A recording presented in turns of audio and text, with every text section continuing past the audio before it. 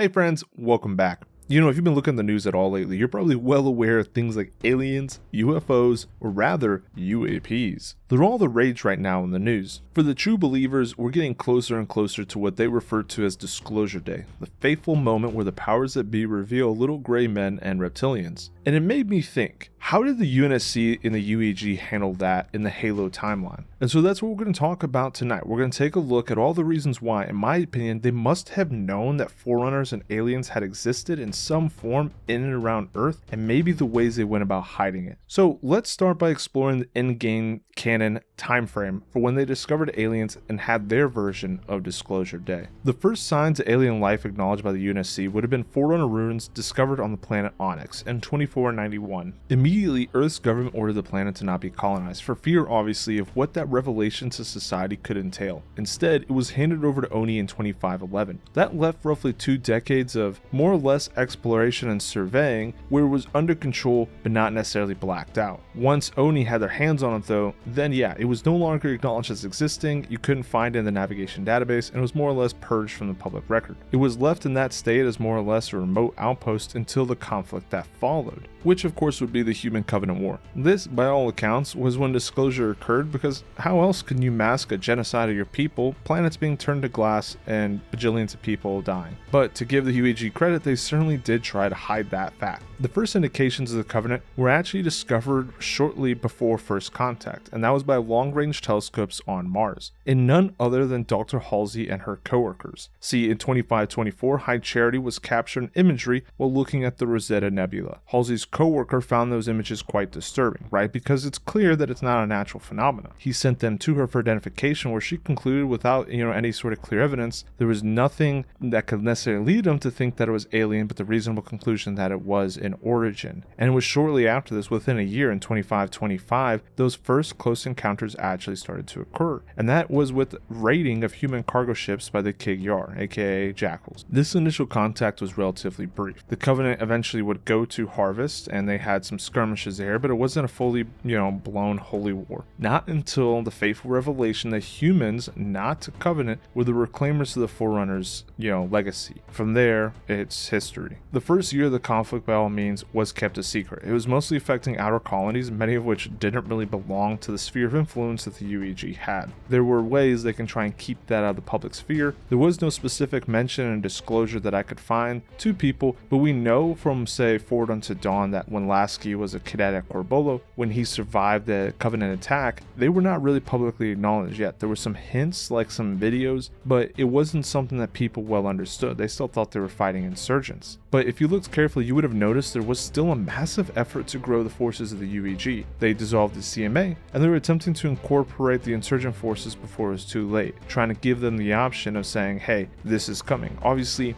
the insurgents thought that the UEG was bluffing until they also got glassed. That tends to be a wake-up call. Eventually, though, there's no way to prevent the leaking of information. You can't stop images and videos from going out onto their version of the internet of entire planets turning to glass. Nor can you realistically hide the fact that billions of people probably are losing relatives or at least contact with them. Eventually, there would be no denying the fact that you were facing an existential war. But, and here's the magic question, was that really when the UEG discovered alien life, when the Covenant were glassing planets directly in front of their faces? I don't think so. Let's step back now and talk about the ways the UEG must have known well in advance that something else was out there. Let's start with the obvious. The portal at Voi. Are you telling me that no one noticed a massive Forerunner portal under Kenya? Keep in mind, when we talk about our actual timeline here on Earth now, humans originated from East Africa. There's a lot to study there, and just in general in Africa, especially the northern portions, those are huge sources of ancient human relics. Are ancient humans, not spacefaring, that we know of. See, now, when it comes to finding said sites, it's not always easy, sure. But the Void portal, it was buried,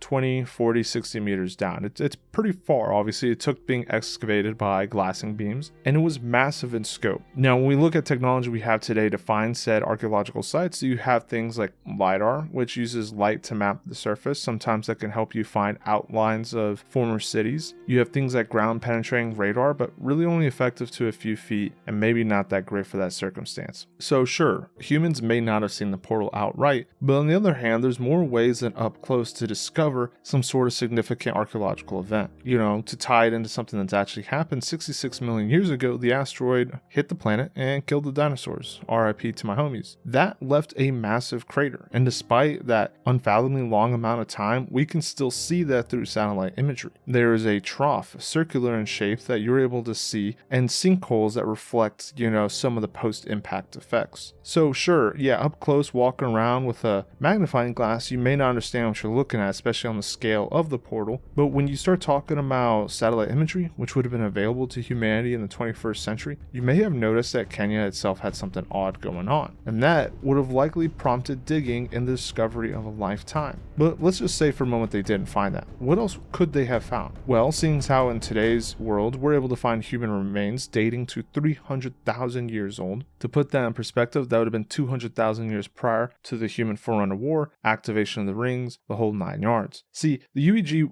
would have likely noticed that there was little record of humanity prior to that point, right? But when they start finding remains at 100,000 years, BCE, they already had tools, more or less an agrarian society versus nomadic, at least what we're seeing in the Halo 4 terminals. It's reasonable to assume also that some Forerunner tools, byproducts, waste, what have you, were left behind. And sure, the Forerunners could have been the best Boy Scouts of all time and kept Earth clean, but they seemed seemingly leave artifacts and structures, what have you, on all the other planets that they once walked. So what if the UEG knew? If Earth's government had an idea that there was a subterranean Forerunner construct under Kenya, there was an ancient alien race that had once walked on Earth, and also potentially had reseeded it with multiple life forms, because humanity was by far not the only species. If you remember Greg Bear's trilogy, he talks about some of the other human tangential species out there. It's clear to me to an extent that Oni and the UEG would not want this information shared publicly. I mean, how else do you explain calmly to the people of Earth, like, oh hey, there's massive alien structures under the surface, we don't know what they do, where they lead, they were also here, we're actually not from here, maybe we were a spacefaring society. That's a lot to unpack. They'd probably keep it a secret. Obviously, we see that on Onyx. They isolate the planet, they no longer acknowledge its existence, but would they have had the same response centuries earlier?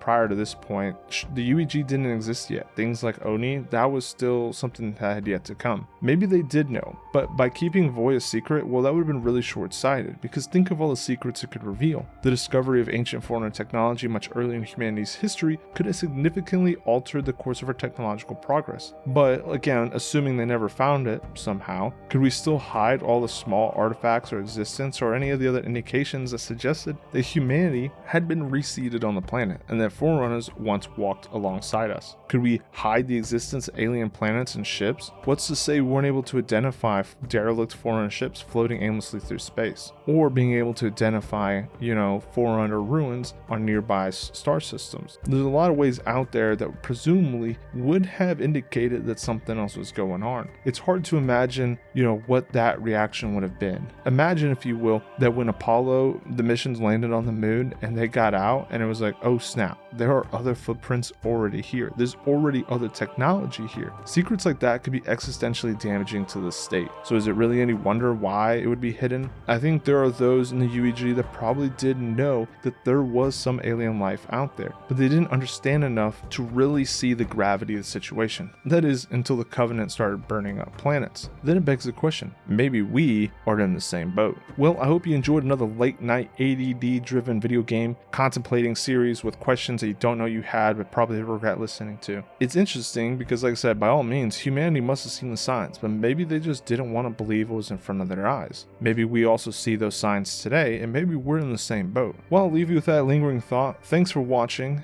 be safe, and I'll catch you next time.